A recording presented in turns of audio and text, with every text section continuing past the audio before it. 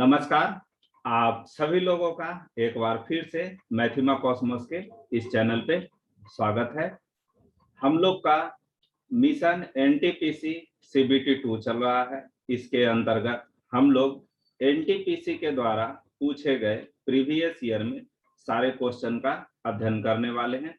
खास तौर पे जो पहले एग्जाम हो चुकी है उसमें मैथ के कैसे कैसे प्रश्न आए हैं जो एनटीपीसी के द्वारा पहले पूछे गए हैं उसकी चर्चा हम लोग करने वाले। ये हम लोग का सेशन 1 होने जा रहा है। इसमें हम लोग एनटीपीसी के द्वारा 1-2-2021 को 3 बजे से 4:30 बजे के बीच में जितने भी मैथ से संबंधित प्रश्नों को पूछा गया उसकी हम लोग चर्चा करेंगे, उसका सॉल्यूशन करेंगे और उसका अध्ययन करेंगे। तो चलते हैं, सेशन की शुरुआत करते हैं और हम लोग प्रश्नों को समझते हैं और उसको हल करते हैं। आपके सामने सबसे पहला क्वेश्चन आ चुका है। इस क्वेश्चन में आपको बहुत सा सिंपल सा क्वेश्चन एकदम हल्का सा पूछा गया कि आप 1/3, 4/3, 3/4 का योग ज्ञात कीजिए, अर्थात इन्हें जोड़ दीजिए। इसके लिए आप जानते हैं कि नीचे की संख्या का हम लोग लघुत्तम निकाल लेते हैं जिसको एलसीएम आप कहते हैं। तो नीचे आपका 12 हो जाएगा और नीचे की संख्याओं को 12 आप बनाने का प्रयास करेंगे तो नीचे 3 को 12 बनाने के लिए 4 से मल्टीप्लाई करनी होगी। इस संख्या को आप ऊपर से मल्टीप्लाई कर लेंगे, यानी 4 1 जा 4 हो जाएगा। उसी तरह यहाँ पर 4 4 जा 16 हो जाएगा और यहाँ पर 3 से गुना करने की जरूरत है तो 3 से हम ऊपर कर लेंगे, 3 3 जा 9 हो जाएगा। तो ये आपका सॉल्यूशन करके जो है 16 4 20 और 9 29 हो जाएगा, जो अल्टीमेटली हम लोग को 29/12 देगा। अगले क्वेश्चन में हम लोग देख पा रहे हैं कि हम लोग को कहा जा रहा है कि ए बी सी केंद्र ओ वाले वृत्त पर स्थित है जिसमें ए सी बी 47.5 डिग्री है और लघु वृत्त खंड ए बी पर बना ए ओ बी का एंगल आपको प्राप्त करना है। क्वेश्चन को समझते हैं। आपको कहा जा रहा है कि एक वृत्त है जिसका सेंटर ओ है, इसके परिधि पर 3 बिंदु हैं ए बी सी, मान लेते हैं ये ए है, बी है और यहाँ पर सी है। ए सी बी एंगल आपको दिया गया है कि ये एंगल आपकी 47.5 डिग्री है। तो आपको ए ओ बी पूछा जा रहा है। आप जानते हैं कि केंद्र पर का कोण, यहाँ पर का कोण जो है परिधि पर के कोण का डबल होता है। तो आपको सिंपली 47.5 को 2 से मल्टीप्लाई कर देना है जो कि आपकी हो जाएगी 47 2 जा 94 और 0.5 2 जा 1, यानी 94 + 1 आपका 95 दे देगा। इस तरह से यहाँ पर ऑप्शन सही होगा, 495 डिग्री इस क्वेश्चन का सही जवाब। अगले क्वेश्चन में आपको कहा गया है कि 160.342 को 32 यानी 32.124 ये इन दोनों को आपको सोल्व करना है, अर्थात इस संख्या को इससे घटाना है और दशमलव के 3 अंकों तक ही आपको सही बताना। तो आप इन संख्या को, लास्ट की संख्या को लास्ट से आप घटाते हैं तो 8 प्राप्त होगा और इतना करते ही आप समझ पा रहे होंगे कि हमारे पास ऑप्शन सी ही सही हो सकता है, क्योंकि इसी संख्या में आपको अंतिम तीसरा अंक जो है आपका 8 लिखा गया है। अगले क्वेश्चन पर हम लोग देख पा रहे हैं कि ये क्वेश्चन कह रहा है कि नरेंद्र एक कार्य को 10 दिन में करता है, अमित उसी कार्य को 12 दिन में करता है, तो दोनों मिलकर उस काम को कितने समय में संपन्न करेंगे। इस क्वेश्चन को बनाने के बहुत सारे तरीके हैं, जिसमें एक तरीका आपका एलसीएम अप्रोच भी है जो एलसीएम के थ्रू आप बनाते हैं। उसमें हम लोग करते क्या है कि ये नरेंद्र हो गया और दूसरा आपका अमित, ये आपका जो है 10 दिन लगाता है नरेंद्र, अमित 12 दिन लगाता है। इन दोनों संख्याओं का आप लघुत्तम निकाल लेंगे, एलसीएम निकाल लेंगे, तो एलसीएम आपको प्राप्त होगा 60 और उसके बाद जो है आप नरेंद्र और अमित की कैपेसिटी निकालेंगे इस संख्या से भाग देकर। जैसे 10 से आप भाग देते हैं तो 6 बार में कटेगी, अर्थात नरेंद्र की कैपेसिटी हम लोग के पास 6 हो जाएगी और इसी तरह से अमित की कैपेसिटी आपकी 5 हो जाएगी। अर्थात नरेंद्र एक दिन में 6 यूनिट काम करेगा और अमित एक दिन में 5 यूनिट करेगा। दोनों मिलकर कितने दिन में करेंगे, तो 60 यूनिट वर्क है आपका, और एक दिन में दोनों के द्वारा 11 यूनिट किया जा रहा है, तो इसको हम लोग 11 से डिवाइड दे देंगे, जो कि हम लोग को अंततः 5/5/11 देगा। इस तरह से इस क्वेश्चन का सही आंसर आपका फर्स्ट नंबर होगा 5/5/11। आइए अगले क्वेश्चन को समझते हैं। अगले क्वेश्चन में आपको कहा जा रहा है कि √2916 का वैल्यू 54 है, तो आप नीचे दिए गए एक्सप्रेशन का मान निकालें। इस एक्सप्रेशन को ध्यान से देखने पर आप पा रहे हैं कि सभी जगह जीरो को यदि हम हटा ले तो 2916 ही है, यानी कि इसका 54 से किसी न किसी तरह का रिलेशन है। आप यहाँ देख रहे हैं कि 2 अंक के बाद पॉइंट है, इसमें पॉइंट के बाद 4 अंक हैं, इसमें 6 अंक हैं और इसमें 8 अंक है। और रूट हटने पर ये दशमलव का स्थान जितना पहले से रहता है वो आधा हो जाता है, यानी अर्थात इसका वैल्यू फर्स्ट वाले का आपका 5.4 हो जाएगा। इसमें आपका 2 पॉइंट रहेगा तो 0.54 हो जाएगा। इसमें 3 अंक आएंगे दशमलव के बाद तो 0.54 हो जाएगा। इसमें 4 अंक आएंगे तो 0.0054 हो जाएगा। इस अनुसार से इन सभी को आप जोड़ देते हैं तो 4 के सामने कुछ भी नहीं, तो आपका ये जोड़ने पर आपका 4 देगा। लास्ट डिजिट 4 आनी है हमारे पास 4 अंकों में, और एक ही जगह संभव है जो कि ऑप्शन 1 में लिखा हुआ है। आप चाहें तो पूर्ण सॉल्यूशन भी कर सकते हैं कि ये 4 हो गया, 5 4 9 हो गया, यहाँ पर 9 हो गया, यहाँ 9 आ गई और यहाँ 5 आ गई। अल्टीमेटली आपको पूरा आंसर मिल जाएगा। लेकिन आप क्वेश्चंस को ऑप्शंस के साथ भी, यानी क्वेश्चंस भी देखते रहें और ऑप्शन भी देखते रहें, तो आपका काम जल्दी होगा, आपका कुछ न कुछ समय का बचत होगा। आइए अगले क्वेश्चन की तरफ बढ़ते हैं। अगला क्वेश्चन में आपको कहा जा रहा है A/B समानुपात है 3/4 के, तो आपको 5A - 3B 7A + 2B का मान निकालना है। इस क्वेश्चन को करने का सबसे बेस्ट तरीका यह है कि यदि संख्याएं इस अनुसार से समानुपात में दी गई हो तो पहली संख्या को इस पहले अनुपात अर्थात 3 के बराबर मान लें, दूसरी संख्या को आप 4 मानकर चल सकते हैं। यानी A को आप 3 रख सकते हैं और B को 4 रख सकते हैं। अब इस वैल्यू को हम लोग यहाँ पर 5A - 3B / 7A + 2B में भरकर देखते हैं क्या आएगा। तो A के जगह 3, B के जगह 4 भरे, तो यहाँ 3 भरेंगे तो ये आपको अल्टीमेटली 15 दे देगा। ये संख्या आपकी जो है 12 दे देगी, यानी ऊपर हमको 15 - 12 आएगा और नीचे आपका 7 या 21 और 4 दूना 8, यानी 21 + 8 होगा, जो कि अल्टीमेटली 15 - 12 3 देगा और नीचे 21 + 8 29 देगा। 3/29 इसका सही जवाब होगा। आइए अगले क्वेश्चन को समझते हैं। अगले क्वेश्चन में आपको कहा जा रहा है कि सीता एक होटल को 20 दिन में साफ करती है, रीता उसी होटल को 30 दिन में साफ करती है, तो दोनों मिलकर उस होटल को कितने दिन में साफ करेगी। पुनः आपके पास टाइम वर्क का क्वेश्चन आ गया है, तो पिछले क्वेश्चन की तरह यहाँ पर भी आप उसी तरह से कर सकते हैं कि यहाँ हमने सीता लिख लिया और यहाँ हमने रीता लिख लिया। सीता 20 दिन में कर रही है, रीता 30 दिन में कर रही है। इन दोनों का एलसीएम अप्रोच आप लगा ले तो एलसीएम इसका 60 आएगा। इस 20 से भागा देने पर आपका 3 आता है, यानी कि सीता की कैपेसिटी 3 यूनिट पर डे हो जाएगी।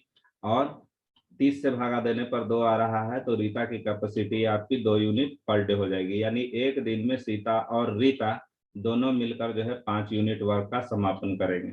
तो टोटल दिन ज्ञात करने के लिए इस 60 में आप 5 से डिवाइड कर सकते हैं दोनों की कैपेसिटी से, जो कि अल्टीमेटली आपको 12 देगा। इस प्रकार से ऑप्शन 1 यहाँ पर सही होना है।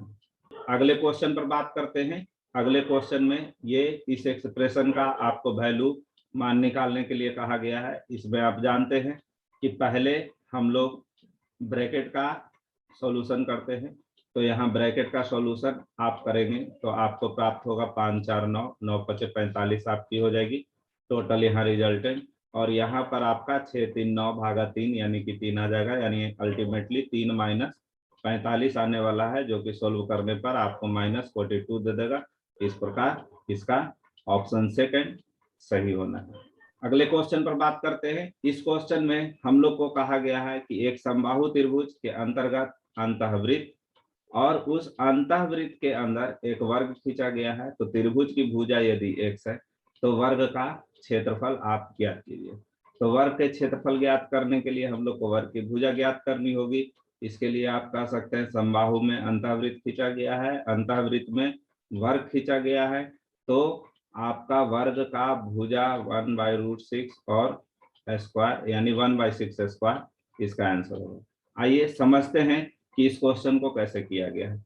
इस क्वेश्चन के लिए आपको कुछ चीजों को ध्यान रखना होगा, हम आपको कुछ माध्यम से समझाते हैं। यहाँ पर मान लीजिए कि ये समबाहु त्रिभुज है। समबाहु त्रिभुज के अंतर्गत ये आपका एक वृत्त हो गया और वृत्त में आपके ये वर्ग का निर्माण हो गया। ये इस तरह के क्वेश्चंस बार बार आते रहते हैं, इस कारण से आप इन तरह के क्वेश्चंस में कुछ स्पेसिफिक डाटा को याद यदि रखते हैं तो आपकी सॉल्यूशन बहुत जल्दी हो जाएगी। इस आधार पर यदि पिक्चर का निर्माण होता है तो आप इसमें एक चीज को ध्यान रख सकते हैं, जो कि ये वैल्यू आपका यदि यहाँ पर सेंटर है, यहाँ पर केंद्र का निर्माण किया गया है, तो केंद्र से लेकर ऊपर यानी कि ये वैल्यू आपकी 1/√3 होने वाली है, 1/√3 के फैक्टर में होता है। और ये वैल्यू आपका नीचे इसके ये वैल्यू आपकी 1/2√3 के मल्टीपल में होने वाली है, यानी ऊपर वाली वैल्यू का आधा।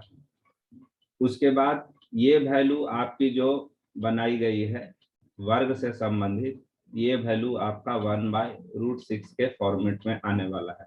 तो इस प्रकार वर्ग की भुजा 1/√6 आ रही है, तो उसका स्क्वायर आपका 1/6 x भुजा हो गई, तो क्षेत्रफल आपका 1/6 x स्क्वायर हो जाएगा। समझते हैं कि ये टर्म्स कैसे आते हैं। उसके लिए आप कुछ फॉर्मूला को ध्यान रखते हैं कि आपका समबाहु त्रिभुज में ऊंचाई, अंतःवृत्त का त्रिज्या, ये सभी चीज को आप ध्यान रखते हैं। जैसे यहाँ पर आप ये रख सकते हैं कि आप जानते हैं कि ये समबाहु त्रिभुज है, तो समबाहु त्रिभुज की ये टोटल लेंथ हमारे पास ऊंचाई हो रही है, ये लाइन हमारे पास, तो ये ऊंचाई का मान जो है आपका √3/2 इंटू साइड होता है, ये आप जानते हैं। और आप ये जानते हैं कि ये केंद्र जो है इसको टोटल 2 और 1 के रेशियो में बांटता है, यानी 2 भाग ऊपर और 1 भाग नीचे। यानी कि इसको कहें कि हम 3 भाग से 3 से डिवाइड कर दे तो हमारा नीचे वाला पोर्शन आ जाएगा, ये पोर्शन हम लोग प्राप्त कर पाएंगे। तो 3 से भागा देते हैं इस सिस्टम्स को, √3/2 को, तो हमारे पास हम लोग कर सकते हैं √3/2, इसको 3 से भागा देते इस साइड वाले पोर्शन को, तो हम लोग के पास अल्टीमेटली 1/2√3 आएगी। और चूंकि ऊपर वाला साइड डबल होता है, इसलिए आप ऊपर वाले को जब सोल्व करेंगे इसमें 2 से गुना कर देंगे तो 1/√3 प्राप्त होगा। इस अनुसार से अब आप यहाँ कह सकते हैं कि ये वैल्यू हमारे पास जो नीचे वाला ये पोर्शन है, ये हमारे पास 1/2√3 है, अर्थात इसकी त्रिज्या, क्योंकि ये दोनों लाइन तो एक ही है, यहाँ से वृत्त पर वृत्त के की त्रिज्या है ये, और ये भी एक त्रिज्या ही है वृत्त की, तो ये वैल्यू भी 1/2√3 हो जाएगी। और इसके डबल करेंगे तो आपको ये व्यास प्राप्त हो जाएगा, यानी 1/√3 आपका व्यास हो जाएगा। इस व्यास को से आप भुजा जब निकालेंगे तो आप जानते हैं कि व्यास विकर्ण बन रहा है वर्ग का, और वर्ग के विकर्ण से भुजा प्राप्त करने के लिए उसको √2 से डिवाइड करते हैं, यानी 1/√3 अल्टीमेटली आपका 1/√6 वर्ग का भुजा दे देगा। तो इसके बाद आप कैलकुलेशन कर सकते हैं कि क्या होना है। 1/√6 इंटू एक्स रहेगी, यानी साइड तो रहेगा ही, जो एक्स साइड को हम रिप्रेजेंट कर रहे हैं, तो इस अनुसार से आप कर सकते हैं। लेकिन बेहतर आपको रहेगी कि इस तरह के क्वेश्चन के लिए आप स्पेसिफिक डाटा को याद रखें, क्योंकि ये सब क्वेश्चंस बार बार आते रहते हैं। एक बार फिर से चर्चा कर लेते हैं। समबाहु त्रिभुज में ये ऊपर वाली साइड की बात की जाए, ये 1/√3 होनी है। नीचे वाली साइड, नीचे वाला डिस्टेंस, ये आपका 1/2 2√3 होना है, और यदि वर्ग बनाया जाएगा तो ये वर्ग की भुजा 1/√6 होगी। साइड के फॉर्मेट में साइड को आप x सभी जगह लिख सकते हैं। इस अनुसार से आप किसी भी क्वेश्चन का जल्दी जवाब दे सकते हैं। चलते हैं अगले क्वेश्चन की तरफ। अगले क्वेश्चन में आपको कहा जा रहा है कि बिग मार्ट कार्ड से भुगतान करने पर 5% की छूट दे रहा है। यदि वस्तु पर 10% का लाभ आपको प्राप्त करना है तो बताएं कि अंकित मूल्य को क्रय मूल्य से कितना ऊपर रखना होगा। इसके लिए आपको एक फॉर्मूला आप लोग पढ़े होंगे, अंकित मूल्य और क्रय मूल्य। अंकित मूल्य यानी मार्केट प्राइस एमपी, और क्रय मूल्य यानी कि कॉस्ट प्राइस अर्थात सीपी। एमपी और सीपी का एक रिलेशन होता है, आप उसको ध्यान रखेंगे। MP by CP is equal to होती है 100 plus profit by 100 minus discount. आप इसे जरूर ध्यान रखेंगे।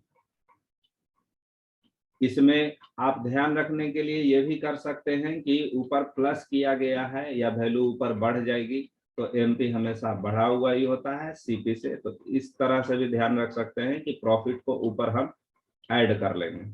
चलिए इसके द्वारा हम लोग सोल्व करते हैं कि हम लोग को एमपी है और ये सीपी हो गई। आपको प्रॉफिट 10% कह रहा है तो आपका 100 प्लस 10 हो जाएगा। नीचे आपका डिस्काउंट 5% है तो 100 माइनस 5, यानी कि 110 बटा 95 आएगा, जो कि आप सॉल्यूशन यदि करते हैं तो आपको 5 से काटने पर ये 22 और नीचे 19, यानी 22 बटा 19 अर्थात ये एमपी है और ये सीपी है। लेकिन आपको कहा जा रहा है कितना अधिक किया जाना है, तो यहाँ पर आप देख पा रहे हैं कि 3 को अधिक किया गया है 19 पर। इसको परसेंटेज में आप कन्वर्ट कर ले तो आपको अल्टीमेटली आ जाएगी 300 बाई 19, जो कि सोल्व करेंगे तो 19 एकम 19, 19 पचे 95, और उसके बाद आपका बच जाएगा 15 बटा 100, ये पर सॉरी 19 15 बटा 19, ये आपका परसेंट में कैलकुलेट हो जाएगा। तो आपका अल्टीमेटली 15/15/19% इस क्वेश्चन का सही जवाब है। अगले क्वेश्चन पर हम लोग बात करते हैं। तो यहाँ पर हमें कहा जा रहा है कि कक्षा में 5 छात्र का औसत जो है 39.20 प्राप्त हुआ, उसमें से 3 छात्र 41 प्राप्त किए हैं, तो बाकी 2 छात्र के द्वारा जो अंक आया है उसका औसत कितना होगा। इस क्वेश्चन को करने के लिए आप ये कर सकते हैं कि कंपेयर कर सकते हैं औसत के कंसेप्ट के अनुसार कि यहाँ पर 39.20 है और लेकिन अगला जो है 41 है, तो इसमें गैप आपका 1.8 का है।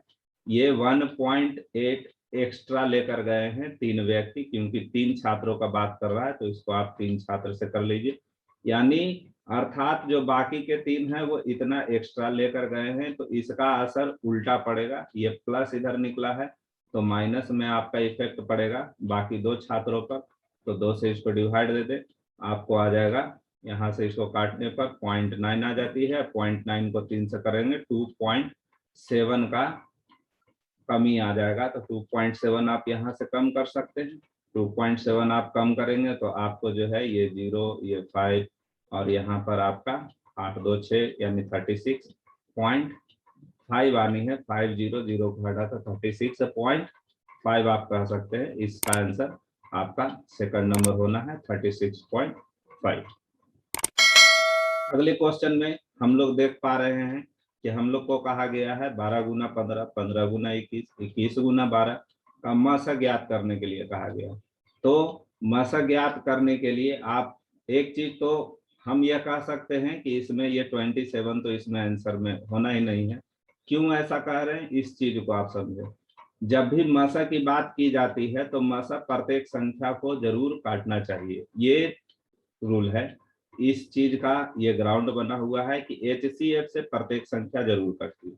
चलिए, तो एक संख्या हमारे पास 12 गुना 15 है, दूसरी संख्या 15 गुना 21 है, तीसरी संख्या 21 गुना 12 है। हम लोग देखते हैं कि इसी संख्या की यदि हम बात करें तो हमारे पास इसका फैक्टर करते हैं तो हम लोग को 3 गुना 4 जो 12 के लिए है और 15 के लिए हम लोग के पास 3 गुना 5 आता है।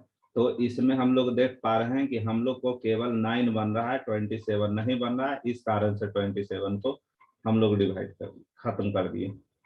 इसमें हम लोग देखते हैं तो यहाँ पे आपका ये आपका 3 गुना 5 देना है, ये आपका 3 गुना 7 देना है, इसमें आपका 3 गुना 7 देना है, और ये आपको जो है 3 गुना 4 देना है।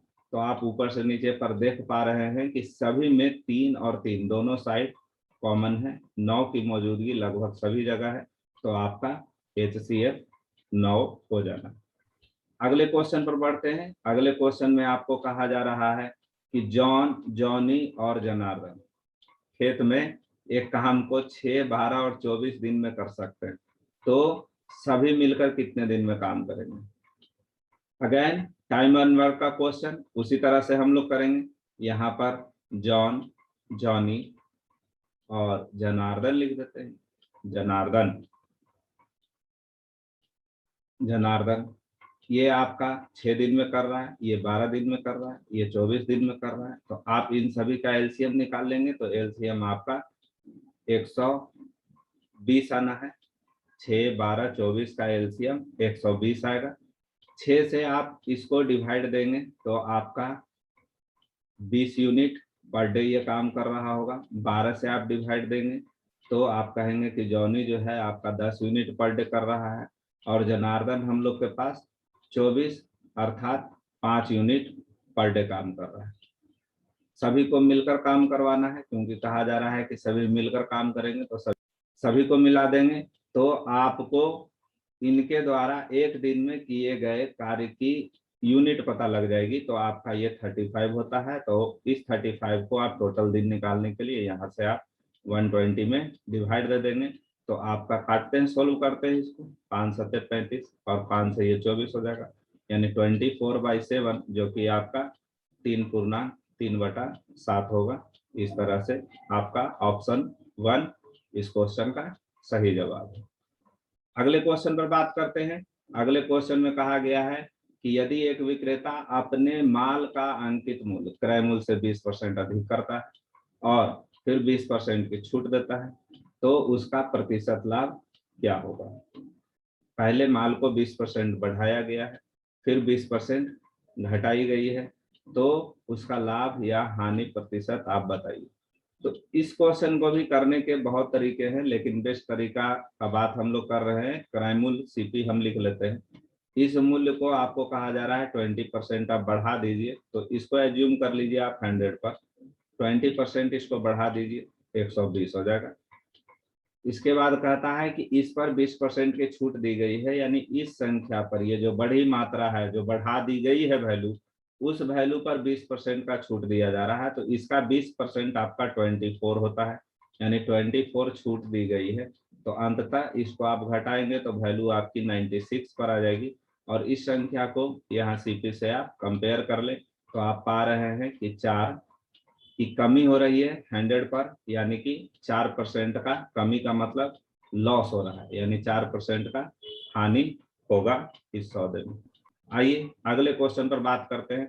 अगले क्वेश्चन में कहा जा रहा है कि 150 मीटर ऊंची मीनार से वाहन की दूरी ज्ञात कीजिए यदि वाहन का अवनमन कोण 45 है तो 150 का 150 हो जाएगा।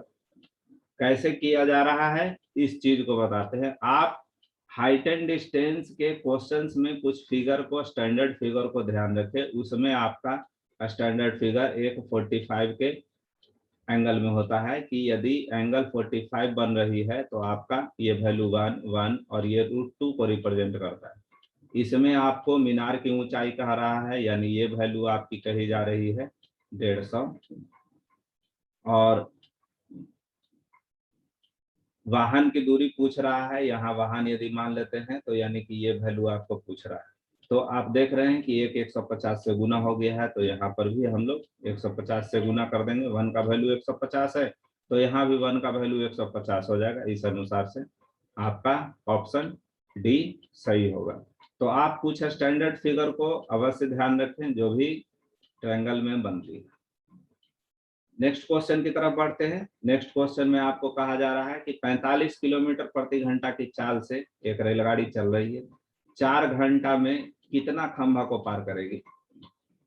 दिया गया है कि रेल मार्ग पर खंभे 50 मीटर की दूरी पर स्थित है, तो कितने खंभों को वो पार करेगी। चलिए इसको सॉल्व करते हैं।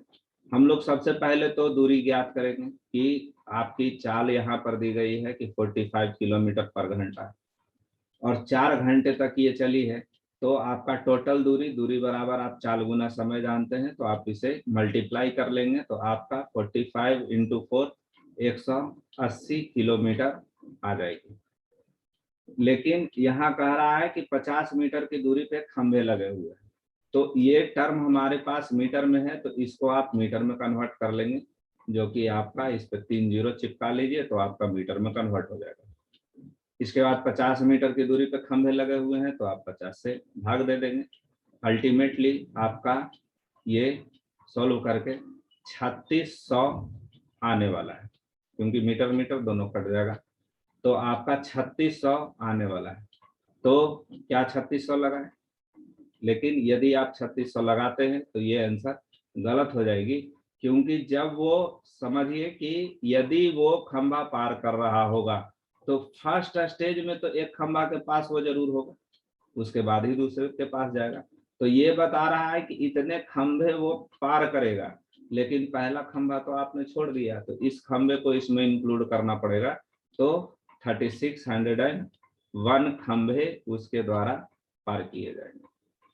आरंभ से ही एक खंभे को पार कर लेती है, यहाँ भी साफ तौर पे लिखा गया है।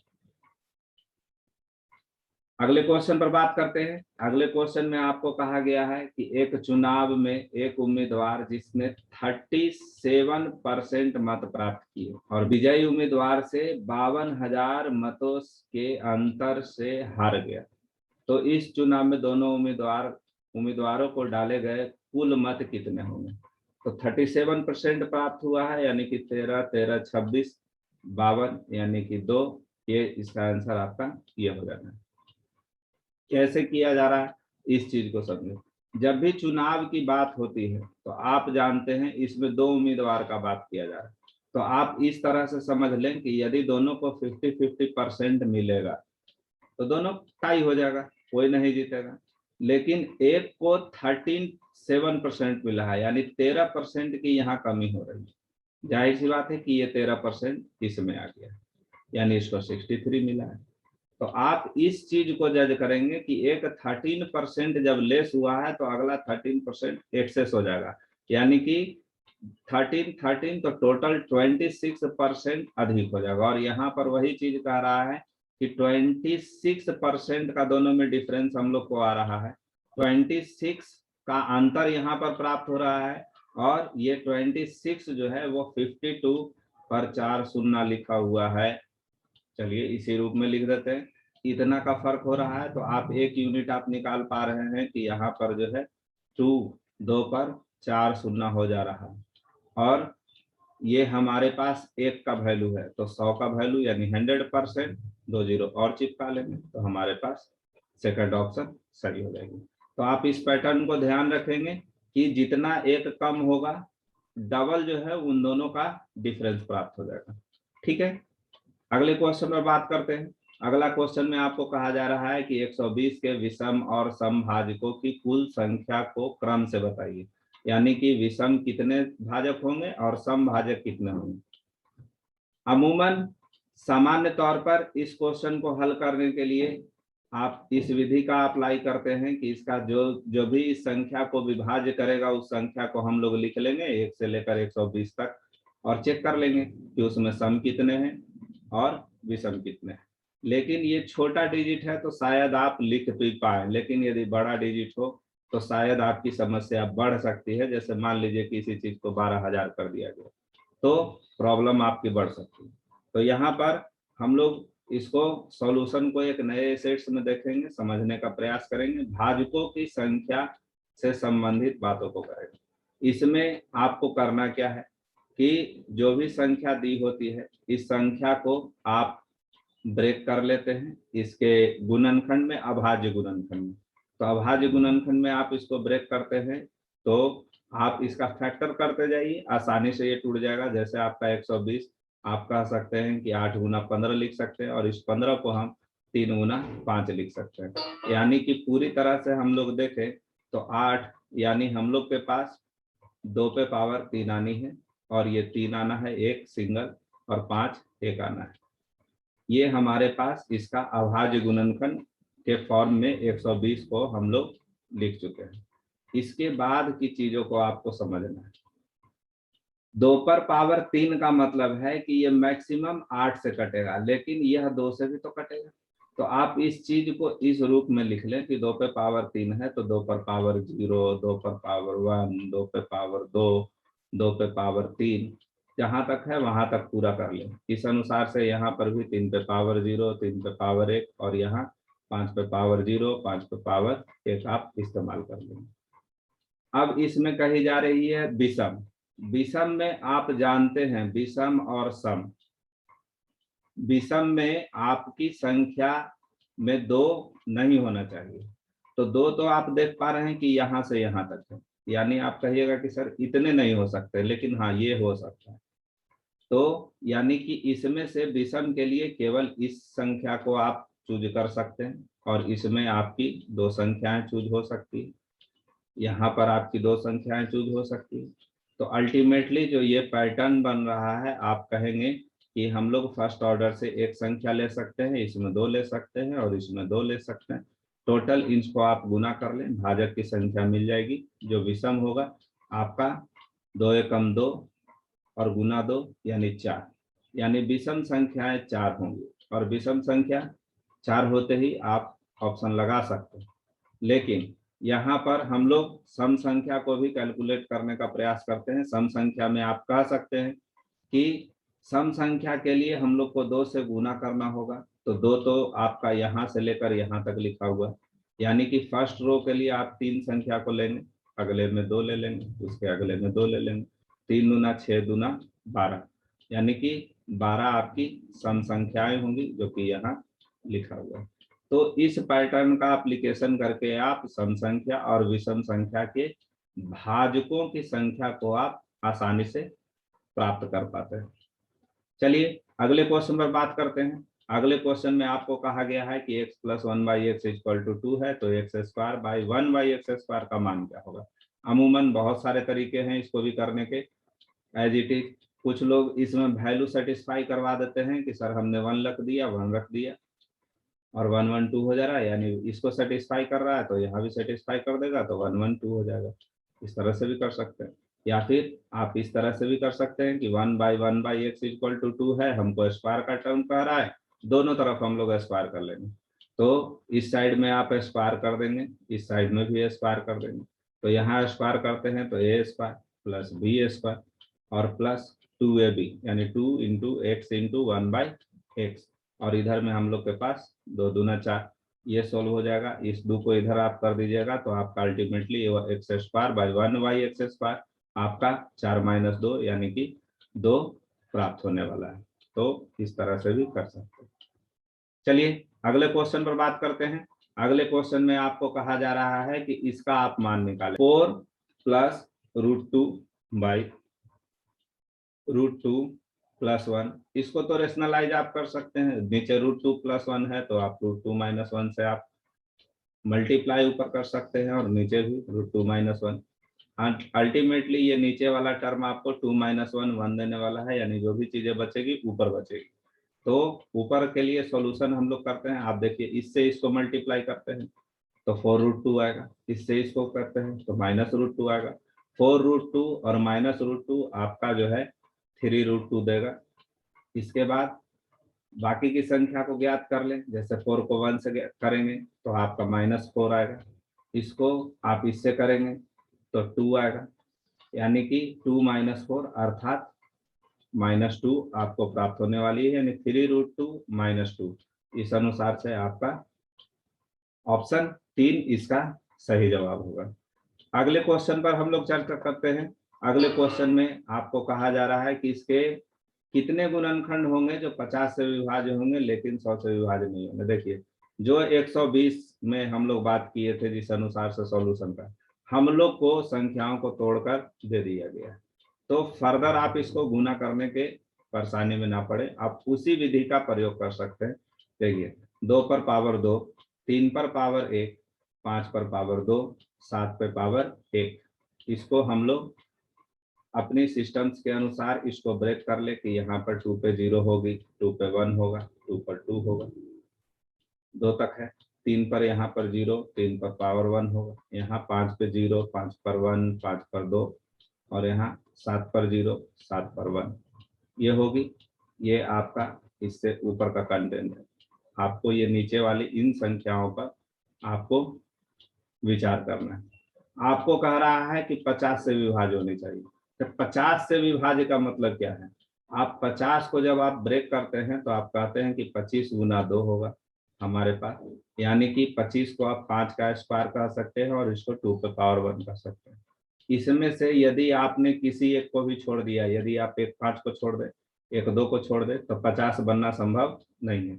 अर्थात मिनिमम ये रिक्वायरमेंट तो हमारे पास है, यानी कि 5 वाले में आपका 5 का स्क्वायर का रिक्वायरमेंट है और इस 2 वाले में 2 के पावर 1 की रिक्वायरमेंट है। इससे आप नीचे नहीं जा सकते।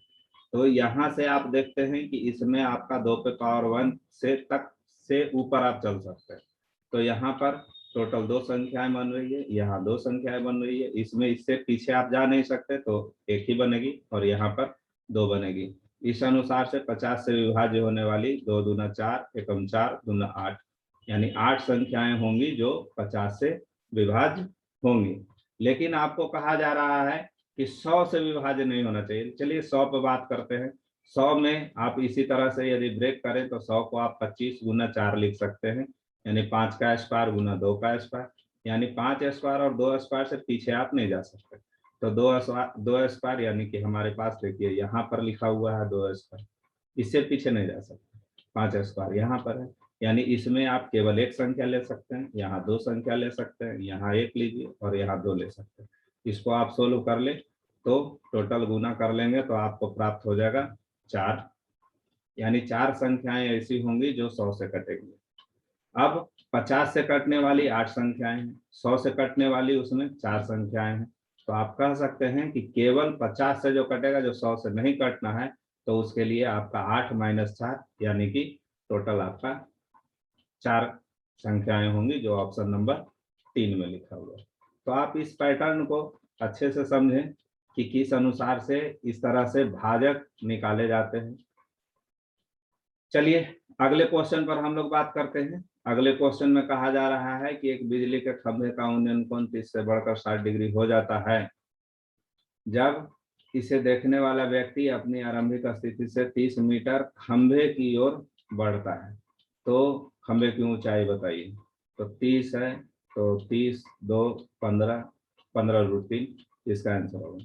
किस प्रकार सॉल्यूशन किया जा रहा है? हमने कुछ देर पहले भी आपको बोला कि हाइट एंड डिस्टेंस वाले प्रॉब्लम के स्टैंडर्ड फिगर को आप ध्यान रखा करें।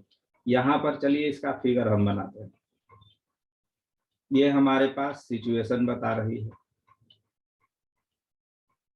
कि यहाँ पर मान लीजिए लेट से कि ये पोजीशन हो गई, ये आपका बिजली का खंभा हो गया, ये वाली है ना, ये आपकी बिजली की खंभे हो गई।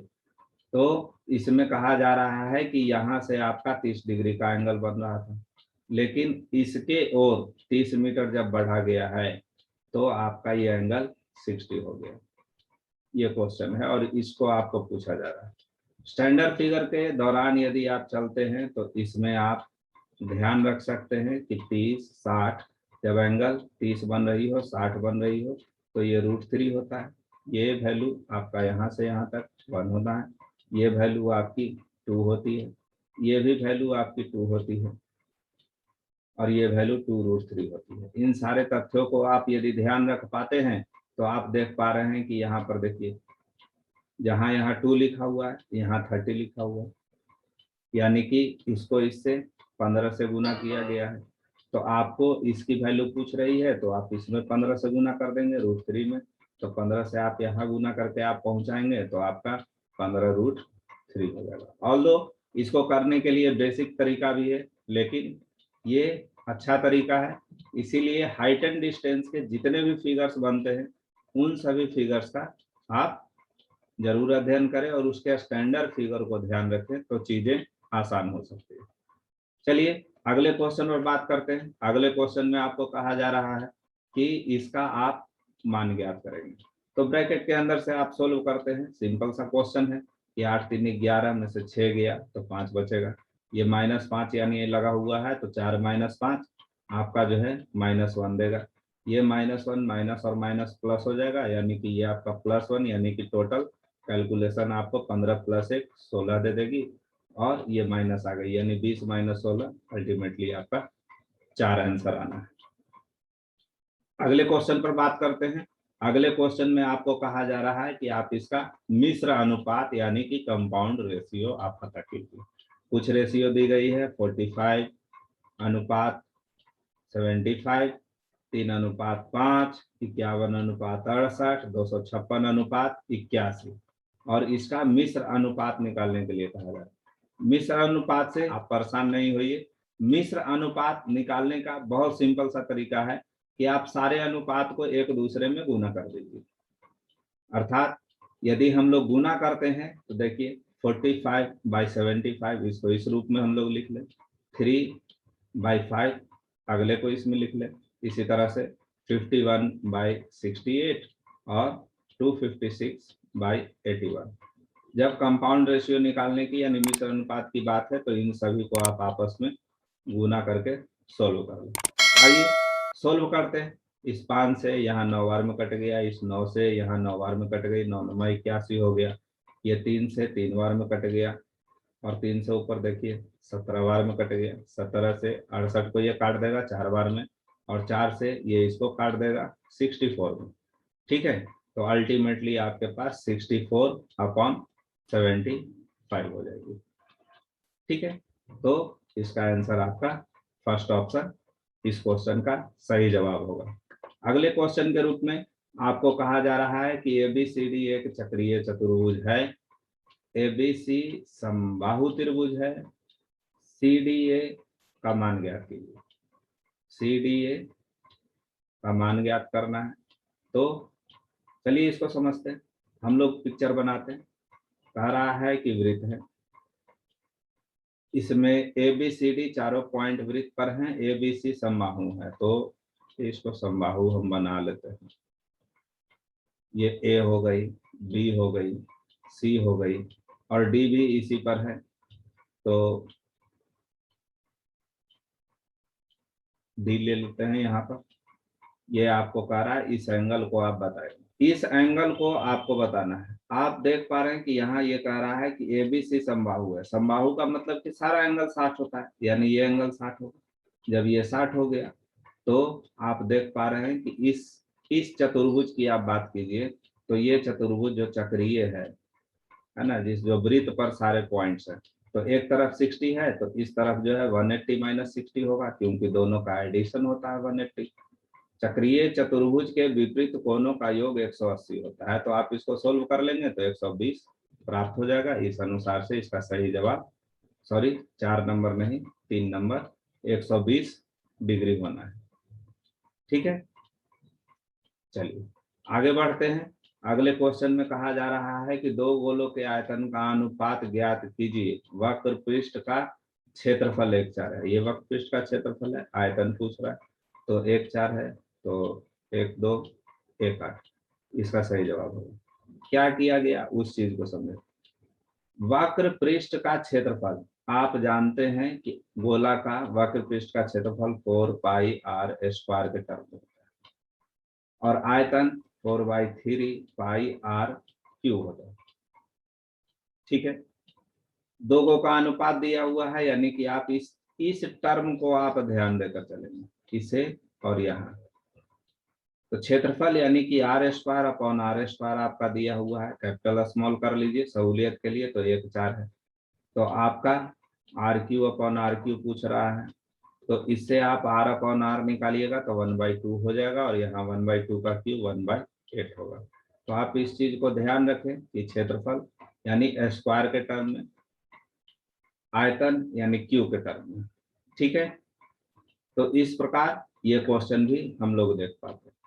अगला क्वेश्चन है आप लोग के पास साधारण ब्याज की कितने प्रतिशत की दर से कोई धनराशि 5 वर्ष में मूल राशि के 8/5 के बराबर हो जाएगा।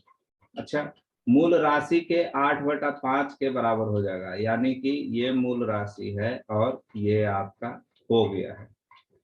तो इसमें तो ये इंक्लूड होता है, तो आप कह सकते हैं इसमें कि इसमें ये तो हमारा मूलधन है, मूलधन है या मूल राशि है, लेकिन ये आपका मिश्र धन है जो आपको प्राप्त हुआ है। तो इस अनुसार से जैसे 5 मूलधन है, 8 मिश्र धन है, तो आपका ब्याज निकल जाएगा मिश्र धन माइनस मूलधन से, तो आपका ब्याज 3 हो जाएगा बटा 5 हो जाएगा। ये ब्याज हो गई। इस ब्याज को आप परसेंट में कन्वर्ट कर ले कि 3/5 इंटू 100, तो आपका टोटल आ जाता है 60%। 60% आपका बन रहा है और यहाँ 5 वर्ष है तो 12% आपका होगा। इस चीज को आप ध्यान रखेंगे, जो आप याद करते हैं PRT/100, यहाँ वैल्यू भरने से ज्यादा बेहतर है कि आप ब्याज के टोटल परसेंट को प्राप्त कर लें। ब्याज का टोटल परसेंट के बाद R और T के टर्म में उसको समझें कि R और T ही हमारा परसेंटेज को डिनोट करता है। यहाँ T 5 दिया हुआ है तो 12 आपको परसेंट होना पड़ेगा। ठीक है, अगले क्वेश्चन पर बात करते हैं। अगले क्वेश्चन में आपको कहा जा रहा है कि 37 गुना 30 मीटर माप वाले आयताकार पार्क के अंदर एक रास्ता बना हुआ है जो 570 मीटर स्क्वायर का जगह घेरता है। रास्ते की चौड़ाई पूछी जा रही है। रास्ते की चौड़ाई प्राप्त करनी है हम लोग को। ये आपका 37, 30 है और यहाँ 570 है, तो आपका ये 67 हो जाएगा। 67 5 10 57, चलिए ये आंसर होगा। आइए समझते हैं कि इसको कैसे किया जाए। आप इसे करने के लिए एक बेसिकली फॉर्मूला ध्यान रख सकते हैं कि जो रास्ता का जो क्षेत्रफल होता है वो 2D bracket L plus B plus minus 2D होता है। ये जहां पर आपका D जो है वो कि दोनों के बीच का चौड़ाई को आप अंडरस्टैंड कर सकते हैं। L आपका लेंथ है, B ब्रेड्थ है। प्लस और माइनस ये दो चीजें लिखी हुई है, तो आप ये ध्यान रखेंगे कि जब प्लस होगी यानी कि वो बाहर का क्षेत्रफल होगा, तो माइनस होगा तो अंदर का क्षेत्रफल होगा, तो यानी कि यहाँ अंदर के और का बात किया जा रहा है, तो अंदर के लिए हम लोग इसके लिए अप्लाई करेंगे हम लोग कि यहाँ पर माइनस लेकर चलेंगे। हम लोग प्लस लेकर नहीं चलेंगे, केवल माइनस रखकर चलेंगे। चलिए, इसके वैल्यू आपका 570 कह रहा है। उसके बाद आप चीजों को वैल्यू भर सकते हैं, जैसे 2D यहाँ हो गई, फिर आपका L कह रहा था 37 कह रहा था, ये आपकी 30 थी और माइनस 2D है इज इक्वल टू 570 है। आप इसको सोल्व करने जाएंगे तो आपको 2D और 67 माइनस 2D आ रहा है, जो हमारे पास 570 दे रहा है। इसको यदि सोल्व करते हैं तो द्विघात समीकरण बन रहा है। तो द्विघात समीकरण बनाना नहीं है, आपके पास जो 4 ऑप्शंस हैं, इन ऑप्शंस का आप उपयोग कर लीजिए। यहाँ पर D भर कर देख लीजिए, 5 भरने पर आपका एकदम सेटिस्फाई हो जा रहा है, क्योंकि 5 दूना 10 यहाँ हो जाएगा और यहाँ 10 हो जाएगा। 67 में से 10 घट जाएगा, 57 आ जाएगा, जो कि 10 से गुना होकर 570 दे देना है आपको। तो आप इस चीज को ध्यान रखेंगे कि किस तरह किया जाता है कि इस को यानी लेंथ को और ब्रेड्थ को आप आपस में जोड़ लें, और जो भी डी दी हुई है, जो चौड़ाई दी हुई होती है, उस चौड़ाई को डबल करके इसमें से घटाकर और उसी डबल वाले टर्म से आपको गुना कर देना। तो ध्यान रखते हैं तो आपकी चीजें आसानी से और जल्दी सोल्व हो जाएगी। चलिए इसको हम लोग विशेष तौर पर समझते हैं कि आखिर ये फॉर्म बना कैसे।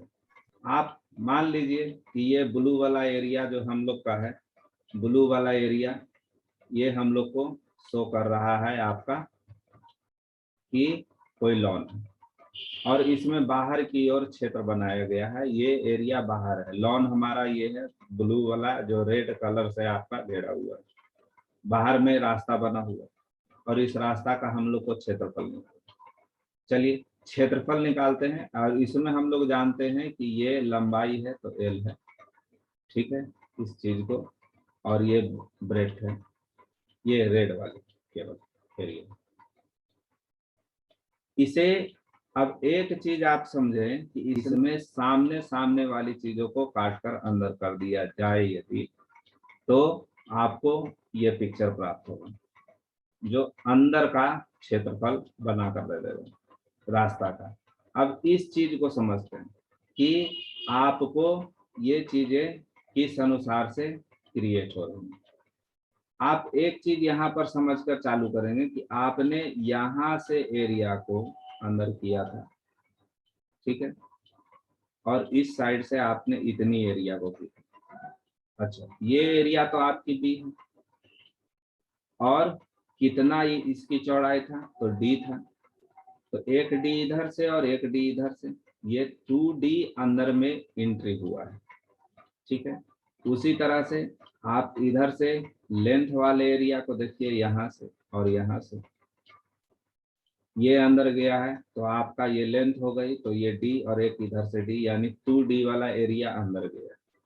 तो इससे हम लोग को यदि हम लोग डिवाइड करते हैं तो देखिए क्या होता है कि हम लोग को एक तो ये एरिया मिल जा रही है, ये कलर्ड पार्ट जो बनेगा इसका क्षेत्रफल निकलेगा, इसका क्षेत्रफल निकलेगा, इसका निकलेगा, इसका निकलेगा, और ये हो जाएगी हमारे पास क्या, L प्लस B, इसको करेंगे हम लोग और 2D से गुना कर लेंगे, इसलिए क्योंकि 2D से L में भी गुना था और B में भी गुना था, तो इससे हमारा ये एरिया का क्षेत्रफल निकल जाएगा। लेकिन इस प्रोसेस में जब आपने किया तो आप देख पा रहे हैं कि चारों कोने पर छोटे छोटे चीजें बच गई हैं जो 4 वर्ग हैं, और इसका भी ब्रेथ यानी चौड़ाई डी ही था। तो एक डी के लिए आप क्षेत्रफल निकालिएगा उसका तो डी स्क्वायर होगा, चारों के लिए निकाल लीजिएगा तो 4D स्क्वायर होगा। 4D स्क्वायर को आप 2D के टर्म में लिख सकते हैं कि 2D का होल स्क्वायर, यानी कि यहाँ पर ये चीजें हमारे पास जुटती है यदि 2D का होल स्क्वायर, तो हमारे पास टोटल बाहर का एरिया आ जाएगा। इस सभी में से आप 2D कॉमन कर देंगे तो आपको अल्टीमेटली ये प्राप्त हो जाएगा L plus B plus 2D, जो बाहर का क्षेत्रफल दे रहे हैं। अंदर के क्षेत्रफल के लिए आप इसी चीज को आप रिवर्स कर कर जब समझेंगे तो आपको ये प्राप्त हो जाएगा कि ये वाली चीज तो यहाँ पर बनेगी हमारे पास, यहाँ वाला एरिया हो जाएगा, ये वाला यहाँ पर हो जाएगा, ये यहाँ पर हो जाएगी, अंदर यदि शिफ्ट होती है तो ये अंदर शिफ्ट होता है तो यहाँ पर हो जाएगा। तो आप ये समझ पा रहे हैं कि यदि हम टोटल लेंथ को गुना कर दें और यहाँ के टोटल लेंथ को, तो एक बार में तो आपने इस एरिया को कवर कर लिया पूरे को, एक टिप से दूसरे टिप तक यहाँ भी आप कवर कर लिए। यदि आप L प्लस B और 2D का कैलकुलेशन कर लिए, यदि दोबारा में आप इस पूरा को ले लें, ठीक है, पूरे ब्रेथ के साथ ले लें, तो इसमें फर्क क्या पड़ी है कि ये वाले जो कॉर्नर वाले जो जगह थे, ये कॉर्नर वाले जगह आपके 4 बार एक्स्ट्रा ऐड हो गए हैं। तो ऐड हो गए हैं क्योंकि इसको तो पहले ही हम लोग कर चुके थे, तो इसीलिए उस चीज को आपको माइनस कर देना पड़ेगा। तो बेहतरी के लिए आप जो है इस चीज को इस अनुसार से अंडरस्टैंड कर सकते हैं कि किस अनुसार से बनता है, लेकिन आप के लिए बेहतर होगा कि आप ये ध्यान रखें कि रास्ता का क्षेत्रफल 2D bracket L plus B plus minus 2D होना है, जहां पर प्लस तब होगा जब बाहर की बात होगी और माइनस तब होगा जब अंदर की बात होगी, क्योंकि अंदर वाले में माइनस करना है, हम लोग को घटाना पड़ेगा। ठीक है, आइए अगले क्वेश्चन पर हम लोग बात करते हैं। क्वेश्चन नंबर 29 है हम लोग का। इसमें कहा जा रहा है कि वस्तु को 390 रुपया के मूल्य पर विक्रय मूल्य पर बेचने पर 20% का लाभ हो रहा है, तो उसका क्रय मूल्य बताना है कि क्रय मूल्य क्या होगा। 390 में बेचा गया है, 20% का लाभ हो रहा है, ऑप्शन पर नजर डालते हैं तो हम कह सकते हैं कि ये दोनों आंसर हमारे पास नहीं होने वाले। क्यों ऐसा हमने बोला, क्योंकि आप एक सिंपल लॉजिक की बात कीजिए, ये खुद कह रहा है कि एसपी हम लोग के पास 390 है और सीपी को पूछा जा रहा है। तो भाई प्रॉफिट तो तभी होनी है जब एसपी अधिक होगा, सीपी कम होना होगा, तभी प्रॉफिट होती है। आप ये चीज ध्यान जानते हैं कि जब क्रय मूल्य कम होगा, विक्रय मूल्य ज्यादा होगा, तभी हम लोग को लाभ हो सकता है। तो यहाँ तो सीपी को आपको 390 से नीचे हो ही होना होगा, 390 से ये दोनों ऑप्शन तो है नहीं हमारे पास। ठीक है, रही बात कि इसको सोल्व करने की आगे, तो आप अब आपके पास दो ऑप्शन पे चॉइस बची हुई है, तो आप चाहें तो ऐसे भी सोल्व कर सकते हैं कि मान कर चलते हैं, चलिए इसको हम लोग चेक करते हैं, यदि हुआ तो ठीक, नहीं तो फिर अगला आंसर हो जाएगा, क्योंकि 4 ही ऑप्शन दिए हुए हैं। इसमें 20% का प्रॉफिट आप ऐड कीजिए जरा सा, तो 20% इसका 68 हो जाएगा, है ना। तो 68 आप ऐड करते हैं तो आपको 390 नहीं देगा, क्योंकि पीछे 8 एंड 0, 8 बनना है, यहाँ 0 है, तो ये आंसर नहीं है, यानी कि ये हमारे पास आंसर है। परसेंटेज निकालने में आप इस चीज को ध्यान रखेंगे कि 340 का परसेंटेज 20% हम लोग को निकालना है। यदि ये चीजें आप जानते हैं कि 100% के बराबर होती है, एक जीरो इधर से हटा दो, एक जीरो इधर से हटा दो, 10% का वैल्यू आ गया, इसको डबल हमने कर दिया, 68 लिख दिया इस अनुसार से। लेकिन यदि आपको एक्यूरेट कैलकुलेशन ही करनी है, तो एक्यूरेट कैलकुलेशन में देखिए हम लोग कैसे करेंगे। एक्यूरेट में आप लोग कंपैरिजन मेथड, तुलना, यानी एक दूसरे को कंपेयर करके काम कर सकते हैं। एक काम कीजिए, इस सीपी को आप अपने खुद के अनुसार से 100 एज्यूम कर लीजिए, 20% का प्रॉफिट कर रहा है, इसमें 20% बढ़ा दीजिए, तो 120 हो जाएगा। यानी 120 हमारे पास एसपी बनेगी कब, जब 100 रुपया हमारे पास सीपी होगा। तो 120 के बराबर तो हमारे पास दिया हुआ है कि 390 है, तो फिर सोल्व कर लो कि 120 के बराबर हमारे पास 390 है, तो 100 के बराबर हम लोग को निकालना है।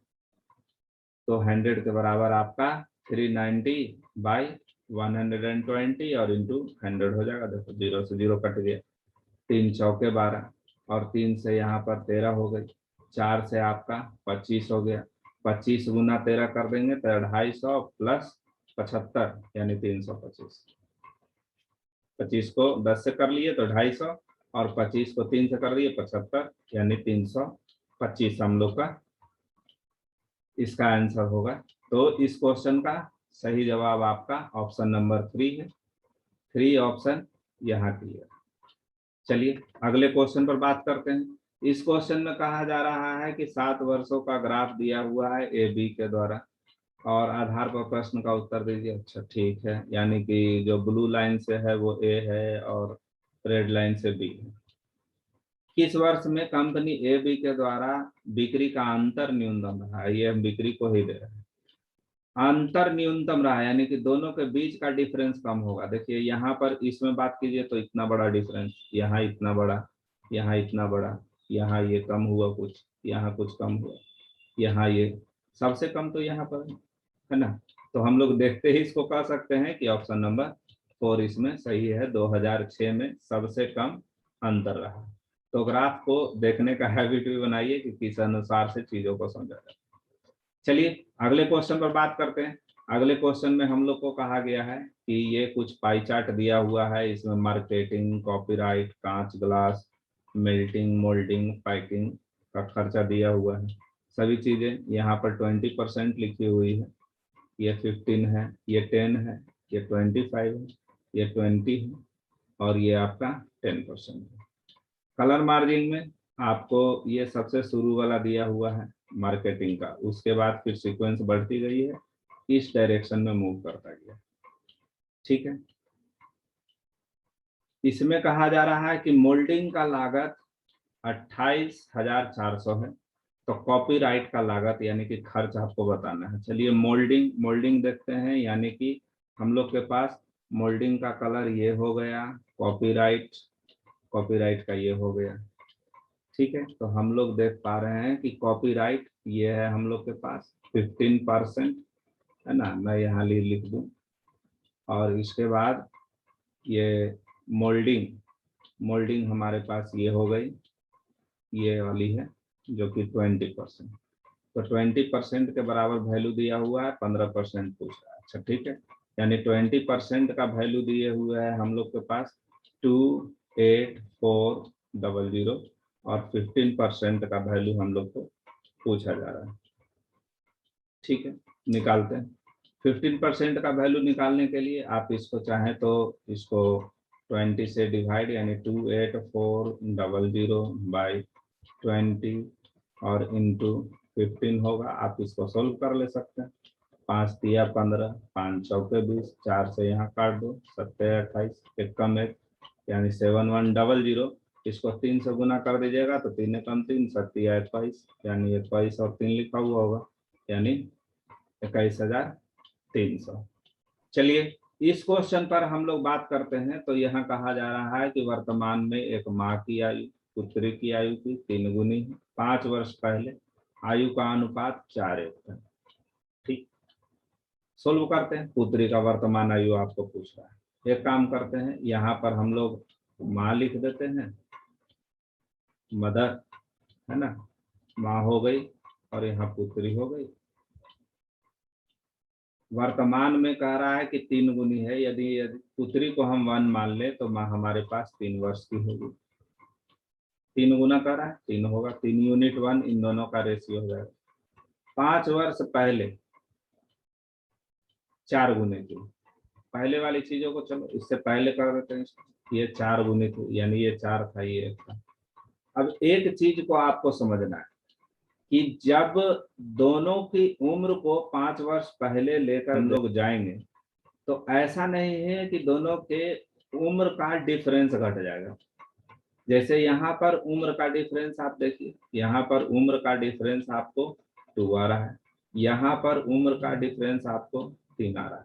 तो डिफरेंस में घट बढ़ नहीं हो सकती, तो ये डिफरेंस सेम होना चाहिए। पहले इसको आप सेम कर लीजिए। सेम करने के लिए इस 2 वाले टर्म को ऊपर से गुना कर दीजिए, यानी कि ये 8 हो जाएगा, जो 4 लिखा हुआ है ये 8 हो गई, और ये 2 से गुना होगा तो 2 हो जाएगा। नीचे आप 3 से गुना कर दीजिए तो 9 हो गई, और यहाँ 3 से गुना कर दीजिए तो 3 हो गया। क्लियर है? चीजों को आप समझेंगे कि हम लोग एक दूसरे को गुना कर देंगे। तो फिर से समझते हैं कि क्या हम आपको कह रहे हैं कि हम यह कह रहे हैं कि जब भी 2 पर्सन का आप बात करेंगे और दोनों पर्सन को बराबर वर्ष आगे या पीछे करेंगे तो कभी भी उनके आयु के बीच में जो डिफरेंस होगा वो डिस्ट्रैक्ट, वो डिसबैलेंस या फिर वो गड़बड़ नहीं होना चाहिए। तो यहाँ पर कह रहा है कि अभी तो पुत्री की आयु की 3 गुनी है। फिर कह रहा है कि 4 वर्ष पहले आप चले जाओ, 5 वर्ष पहले, सॉरी 5 वर्ष पहले चले जाओ, तो ये पुत्री की आयु की 4 गुनी हो जाएगी। यहाँ पर डिफरेंस आपका 3 है, यहाँ पर डिफरेंस आपका 2 है ना, इसमें 2 का डिफरेंस है, इसमें आपका 3 का डिफरेंस है। तो इस 2 को ऊपर से गुना कर दे, इस 3 को नीचे से गुना कर दे, डिफरेंस बराबर कर देना। तो डिफरेंस इसको बराबर कर दीजिए, तो ये आपका 2 से गुना करेंगे तो 8 हो जाएगा, ये 2 से गुना करेंगे 2 हो जाएगा, इसको 3 से गुना कर लेंगे 9 हो जाएगा, और इसको 3 से गुना कर देंगे 3 हो जाएगा। अब जरा सा आप इस चीज को देखिए, ये डाटा जो है आपकी रॉ डाटा हो गई, और ये ओरिजिनलिटी में हम लोग के पास कुछ प्राप्त हुआ। यहाँ 3 गुना है, 6 का डिफरेंस है, यहाँ देखो 4 गुना है, 6 का यहाँ भी डिफरेंस है, यानी अब हमारी मामला सेट कर गई है। ये करेंट एज है और ये हमारे पास 5 वर्ष पहले का कहानी है। ठीक है, अब एक चीज आप देख सकते हैं कि यहाँ 5 वर्ष जब पीछे गए हैं, लेकिन इसमें केवल एक ही डिजिट का फर्क पड़ा, यानी 5 1 को रिप्रेजेंट कर रहा है। ठीक है, तो इस अनुसार से यदि ओरिजिनल में हम लोग निकालना चाहेंगे तो उसको आप 5 से मल्टीप्लाई कर लेंगे, सारे टर्म को आपको पता लग जाएगा। यहाँ कह रहा है पुत्री की वर्तमान आयु बताइए। पुत्री वर्तमान में यहाँ थी 3 वर्ष, इसको आप 5 से मल्टीप्लाई कर देंगे, 5 गुना कर देंगे तो 15 वर्ष आपको प्राप्त हो जाएगा। तो इसका सही जवाब आपका ऑप्शन नंबर 3 है। तो आज के वीडियो में बस इतना ही। 32 क्वेश्चन ही पूछे गए थे आपको इस सेट में। तो आशा करते हैं कि आप सभी को ये सेशन अच्छा लगा होगा और आप कुछ नई चीजों को अवश्य अध्ययन किए होंगे। और हम तो यह कहेंगे कि आप चीजों को, प्रश्नों को समझने का प्रयास करें, जो चीजें आपको आसान बना दे। तो मिलते हैं अगले वीडियो में एक नए सॉल्यूशन के साथ और नए मजेदार क्वेश्चंस के साथ, क्वेश्चन के नए तरीके के साथ। तब तक के लिए नमस्कार।